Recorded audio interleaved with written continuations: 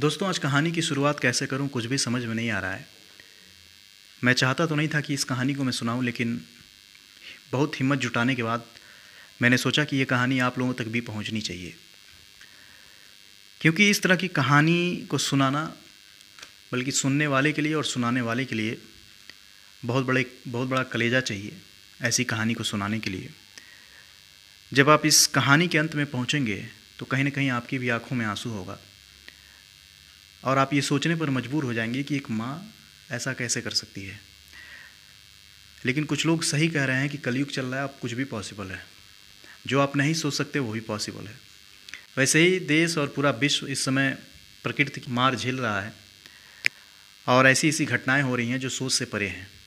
इंसानों में भी ऐसी ऐसी चीज़ें, ऐसी ऐसी घटनाएं हो रही हैं, ऐसे ऐसे चीज़ें आंखों के सामने घट रही हैं जिनको देखने के बाद ऐसा लगता है कि वाकई में कलयुग की शुरुआत हो चुकी है। आज की कहानी एक ऐसी क्रूर माँ की है, ऐसी हैवान माँ की है, जिसको आप भी जब सुनेंगे तो आपका कलेजा फट जाएगा और आप ये कहने पर मजबूर हो जाएंगे कि आखिर एक माँ ऐसा अपने बच्ची के साथ, फूल सी बच्ची के साथ ऐसा कैसे कर सकती है। लेकिन ऐसा हुआ है दोस्तों। तो आज कहानी एक ऐसी माँ की है, एक ऐसी क्रूर माँ की है जिसने अपनी हवस के आगे अपनी बच्ची की जान ले ली। इस कहानी की शुरुआत होती है 3 दिन पहले, मंगलवार को। कहानी राजस्थान के अजमेर की है। अजमेर में एक जगह है दाता नगर, और इसी इलाके में एक महिला रहा करती थी। इस महिला का नाम था अंजलि, उम्र 28 वर्ष। ये अपने 3 साल की बेटी के साथ, बेटी का नाम काव्या, इसी दाता नगर इलाके में रहती थी। दरअसल इस महिला का पहले शादी हुआ था, लेकिन दोनों की जमती नहीं है और इन दोनों का डिवोर्स हो जाता है और ये शादी बनारस में होती है। तो ये महिला पहले पति को डिवोर्स देने के बाद बनारस से राजस्थान यानी कि अजमेर आती है और अजमेर के इसी दाता नगर इलाके में अपने 3 साल की बच्ची के साथ रहती थी। अपने रोजी रोटी के लिए एक होटल में काम करती थी। 10-15 हज़ार रुपये की सैलरी थी और इसी सैलरी में ये अपना और अपने बच्ची का गुजारा कर रही थी। इसी होटल में काम करने के दौरान इसकी मुलाकात एक लड़के से होती है। उसका नाम था अंकलेश गुप्ता। तो वो भी होटल में काम करता था। ये दोनों पहले मिलते हैं और दोस्ती होती है और दोस्ती फिर धीरे धीरे प्यार में बदल जाती है। पहले तो ये इधर उधर मिलते थे, लेकिन बाद में दोनों ने फैसला किया कि ये लिव इन में रहेंगे और अब साथ में रहेंगे। तो अंजलि अब अंकलेश के साथ एक किराए का कमरा लेती है और उसी किराए के कमरे में अंकलेश, अंजलि और अंजलि अपनी 3 साल की बेटी के साथ रहा करते थे। सब कुछ ठीक चल रहा था। अब अंजलि और अंकलेश को बाहर मिलना नहीं पड़ता था। दोनों पति पत्नी की तरह अब रहते थे। लेकिन आए दिन जो अंकलेश है, अंजलि को ताना मारता था कि तुम्हारी जो ये बच्ची है, ये मेरी नहीं है, ये किसी और की है। तो मैं उसको उस तरह का प्यार नहीं दे पाऊँगा, उस तरह का इसको लाड प्यार नहीं दे पाऊँगा जिस तरीके का तुम मुझसे उम्मीद करती हो। और जब भी इसकी बच्ची रोती थी, बार बार वो अंजलि को कोसता था, कहता था कि पहले इस मनहूस को मुझसे दूर करो। ये तमाम चीज़ें वो बोलता था अंजलि को। अंजलि को ये बात बुरी लगती थी और कहीं ना कहीं अंजलि भी ये सोचती थी कि हम दोनों के प्यार में ये जो बच्ची है, यानी कि जो काव्या है, वो रोड़ा बन रही है, रुकावट बन रही है। खैर, इधर वक्त तेज़ी से निकल रहा था। अब तारीख आती है 16 सितंबर 2025 की। दरअसल मंगलवार की सुबह 4 बजे अंजलि अपने बॉयफ्रेंड, यानी कि जो प्रेमी था इसका, अंकलेश गुप्ता, उसके साथ अपने बच्ची को ढूंढने की कोशिश कर रही थी। लोगों से बातचीत करके पूछती है, इधर उधर जाती है और हर लोगों से अपने बच्ची के बारे में पूछती है। तभी एक पुलिस वाला देखता है कि एक महिला और उसके साथ में एक पुरुष है। तो पूछता है कि आप लोग कुछ परेशान लग रहे हैं, किसको ढूंढ रहे हैं आप लोग। बल्कि वो उस महिला से पूछता है, कहीं इसने तुम्हें परेशान तो नहीं किया, मतलब उसके प्रेमी से पूछता है वो। तो वो कहती है कि नहीं साहब, दरअसल मैं अपने बच्ची को ढूंढ रही हूँ। वो रात 10 बजे से गायब है। हम लोग घूमने आए थे, लेकिन उसने मेरा हाथ छुड़ा कर कहीं वो भटक गई और तभी से मैं उसको खोज रही हूँ। गौर कीजिएगा, रात 10 बजे से इसने बोला कि रात 10 बजे से मेरी बच्ची गायब है और उसको मैं, यानी कि सुबह 4 बजे तक ढूंढने का प्रयास कर रही हूँ। पुलिस वाले जैसे ही ये बात सुनते हैं वो भी हैरान हो जाते हैं। मामला एक छोटी सी बच्ची का था। अब जितने भी चौराहे थे, जितने भी चौकियाँ थीं, पुलिस वाले सूचना देते हैं और हर तरफ उस बच्ची को ढूंढने का प्रयास किया जाता है। पुलिस वालों के मन में डर था कि छोटी सी बच्ची है, कहीं इधर उधर चली गई, किसी ने अगर किडनैप कर लिया फिर क्या होगा। इसी पसोपेश में पुलिस वाले अपनी जांच को आगे बढ़ाते हैं और पुलिस वाले तमाम उन जगहों को छान मारते हैं जहां जहां पुलिस को शक होता है या जहां जहां पुलिस को ये लगता है कि ये लड़की जा सकती है। तमाम कोशिश करने के बावजूद भी पुलिस वाले खाली हाथ। अब सुबह हो जाता है, तभी एक शख्स पुलिस वालों को फ़ोन करके कहता है कि साहब, एक झील में एक लड़की की लाश पड़ी हुई है। फ़ौरन पुलिस वाले उस झील तक पहुंचते हैं। दरअसल ये लाश किसी और की नहीं बल्कि काव्या की थी।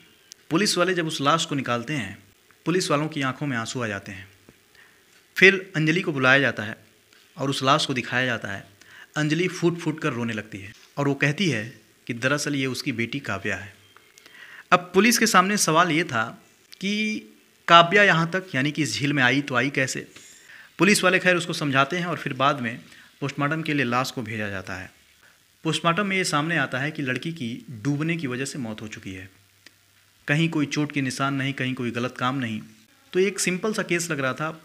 जैसा कि अंजलि ने बोला ही था कि उसके बच्ची ने हाथ छुड़ाकर कहीं चली गई। फिर उसके बाद अंजलि और उसका जो प्रेमी था काव्या को ढूंढते हैं, लेकिन काव्या मिलती नहीं। अगले दिन सुबह उसकी लाश मिलती है। तो एक सिंपल सा केस था कि बच्ची गायब हुई और गलती से झील में गिर गई। अब पुलिस वालों को फाइनल रिपोर्ट देनी थी, क्लोजर रिपोर्ट देनी थी, तो उस सीन को रिक्रिएट करते हैं। इसी सीन को जब वो रिक्रिएट करते हैं तो तमाम इलाकों के सीसीटीवी कैमरे को खंगाला जाता है और फिर पुलिस की नज़र एक सीसीटीवी कैमरे पर पड़ती है और यहाँ से पूरा का पूरा केस पलट जाता है और पुलिस के भी हाथ पांव फूल जाते हैं। पुलिस वालों ने एक सीसीटीवी कैमरे में देखा कि 1:30 बजे रात को जो अंजलि है अपनी बेटी के साथ कहीं वो बाहर जा रही है और उस सीसीटीवी में ये साफ देखा जा सकता था कि अंजलि अपनी बच्ची को कहीं ज़बरदस्ती ले जाने की कोशिश कर रही है। हालांकि उसकी बच्ची उसमें चल रही है, लेकिन ऐसा लग रहा है कि वो जल्दी में है और अपने बच्ची को कहीं ले जाना चाहती है। पुलिस वालों का जो माथा ठनकता है वो इसलिए ठनकता है कि अंजलि ने ये कह रखा था कि 10 बजे से उसकी बेटी गायब है, लेकिन 1:30 बजे वो अपनी बेटी के साथ कहीं जा रही है। तो अगर 1:30 बजे वो कहीं जा रही है तो उसने झूठ क्यों बोला कि उसकी बेटी 10 बजे से गायब है, जबकि 1:30 बजे वो अपनी बेटी के साथ कहीं वो टहलते हुए जा रही है। दूसरा झूठ इसने बोला था कि इसकी बच्ची हाथ छुड़ाकर कहीं भाग कर चली गई, जबकि 1:30 बजे उस सीसीटीवी कैमरे में देखा जा रहा है कि ये ज़बरदस्ती अपने बच्ची को लेकर जाने की कोशिश कर रही है और जो बच्ची है इसको फॉलो कर रही है। मतलब इसका हाथ पकड़कर जहाँ जहाँ इसकी माँ जा रही है वो बच्ची भी जा रही है। तो इन 2 झूठ से पुलिस वालों को कुछ अजीब लगता है। फिर पुलिस वाले इस मैडम को यानी कि अंजलि मैडम को पकड़ती है और पकड़ने के बाद तसल्ली से पूछताछ करती है। पहले फिर ये घुमाती है। पहले कहती है कि साहब, मैंने जैसा कि बताया शुरुआत में यही बात सत्य है। लेकिन जब पुलिस वाले अपने तरीके से पूछताछ करते हैं फिर ये कहानी सुनाती है और इस कहानी की शुरुआत होती है 1 साल पहले। दरअसल ये महिला बनारस की रहने वाली होती है। बनारस में एक जगह है शकुलपुरा और इसी शकुलपुरा में एक राजू नाम के लड़के से इसकी शादी होती है। 1 साल तो बहुत अच्छे से गुजरता है, लेकिन 1 साल के बाद जो अंजलि थी वो आज़ाद ख्याल की महिला थी। वो अपने पति से हर वो सुख सुविधाएँ चाहती थी, हर वो फ्रीडम चाहती थी जो राजू नहीं दे पाया। फिर इन दोनों में अनबन शुरू हो जाती है, लड़ाई झगड़े शुरू हो जाते हैं। फिर दोनों ने मिलकर डिसाइड किया कि डिवोर्स लेंगे। जो बच्ची थी वो अंजलि अपने पास लेकर चली आती है। फिर राजू को कोई मतलब था नहीं, उसने अपनी पत्नी और बच्ची का हाल चाल लेना छोड़ दिया चूँकि डिवोर्स हो चुका था। अंजलि बनारस को छोड़कर अब राजस्थान के शहर अजमेर में आ जाती है और अजमेर में होटल में काम करना शुरू कर देती है। और इसी होटल में काम करने के दौरान एक लड़के से मुलाकात होती है जिसका नाम था अंकलेश गुप्ता। अंकलेश से पहले ये यूं ही इधर उधर मिलती थी, लेकिन बाद में इन दोनों ने फैसला किया कि लिव इन में रहेंगे और लिव इन में ये साथ में किराए का कमरा लेते हैं और उसी कमरे में अंजलि, अंकलेश और काव्या। अब यहाँ प्रॉब्लम ये हो रही थी कि अंकलेश बार बार अंजलि को ताना मारता था कि ये मेरी बेटी नहीं है, ये किसी और की बेटी है, तो मैं इसको उस तरह से प्यार या उस तरह से पैम्पर नहीं कर सकता। अब अंजलि को ये लगने लगता है कि अंकलेश को काव्या से दिक्कत है और कहीं ना कहीं काव्या हम दोनों के प्यार में, हम दोनों के प्रेम में रोड़ा बन रही है, रुकावट बन रही है। अंजलि के दिमाग में ये आता है कि अगर मैं काव्या को रास्ते से नहीं हटाऊंगी तो अंकलेश मुझे छोड़ देगा और मुझे अंकलेश का प्यार नहीं मिल पाएगा। फिर अंकलेश का सिंपैथी पाने के लिए, अंकलेश से हमदर्दी पाने के लिए वो एक प्लान रचती है।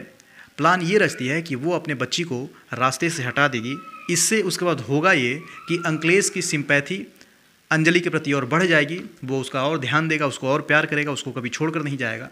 और दूसरी जो सबसे बड़ी बात थी कि जो अंकलेश काव्या की वजह से परेशान हो जाता था, जब भी काव्या रोती थी, जब भी जो अंजलि है अपने बच्ची को टाइम देती थी, इससे अंकलेश को दिक्कत होता था। तो अंजलि के दिमाग में ये आता है कि इन सारी दिक्कतों से भी हम दोनों का पीछा छूट जाएगा और हम दोनों आज़ादी से ज़िंदगी जिएंगे।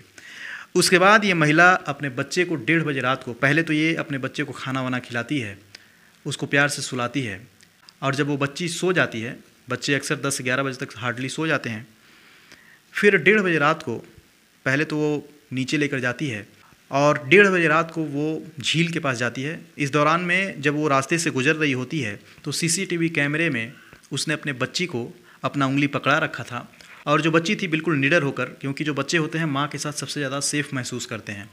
दोस्तों, जब आप उस सीसीटीवी वीडियो को देखेंगे तो आपका कलेजा फट उठेगा। वो बच्ची अपने माँ की उंगली ऐसे पकड़ी हुई है जैसे वो कितना निडर होकर, कितना निश्चिंत होकर जा रही है। लेकिन उस मासूम को ये पता ही नहीं था कि ये उसकी आखिरी सफ़र है, ये उसका आखिरी समय है। दरअसल उसकी अपनी ही माँ, अपनी क्रूर माँ उसको मारने के लिए ले जा रही है। फिर ये महिला उस रास्ते से गुजरती है, फिर एक झील आता है और इसी झील में पहले तो ये काव्या का मुंह दबाती है और मुंह दबाने के बाद उस झील में फेंक देती है। काव्या 2-4 मिनट चिल्लाती है, हाथ पांव मारती है। ये महिला अपने बच्ची को मरते हुए देखती है। जब उसके आवाज़ शांत हो जाते हैं, जो वो चीख रही थी, चिल्ला रही थी, देखती है कि आवाज़ बंद हो चुका है, ये समझ जाती है कि काव्या की मौत हो चुकी है। उसके बाद ये महिला वहाँ से निकलती है, फिर अपने आशिक अंकलेश गुप्ता को फ़ोन करती है और कहती है कि काव्या कहीं गुम हो गई है। उसके बाद अंकलेश इसके पास आता है और फिर ये दोनों, जैसा कि मैंने कहानी के शुरुआत में बताया, ये ढूंढने का नाटक करते हैं। अंजलि एक तरफ ढूंढती है, अंकलेश एक तरफ ढूंढता है, लेकिन अंकलेश को ये नहीं मालूम था कि इसने अपने बच्ची को मार दिया है। खैर, अगर पुलिस वालों ने सूझबूझ नहीं दिखाया होता और सीसीटीवी कैमरों को ठीक से चेक नहीं किया होता तो ये महिला पकड़ी नहीं जाती और ये केस कभी खुलता नहीं। सब लोग समझते कि ये सिंपल सा केस है, बच्ची की डूबने से मौत हो गई, लेकिन पुलिस वालों ने अपनी सूझबूझ से इस महिला के काले कारनामों को खोला और तब जाकर पूरा मामला सामने निकल कर आता है कि दरअसल इस क्रूर माँ ने अपने बच्ची की जान ले ली। तो इस तरीके से इस घटना का खुलासा होता है। तो जैसा कि मैंने शुरू में बताया दोस्तों, ऐसी कहानी सुनाने के लिए उस सीसीटीवी कैमरे को जब मैंने देखा तो मेरे भी आंखों में आंसू आ गए। और कोई कैसे माँ अपने बच्ची का, फूल सी नाजुक बच्ची का, इस तरह झील में कैसे फेंक सकती है। लेकिन ये कलयुग है, अब कुछ भी संभव है और कुछ भी हो सकता है।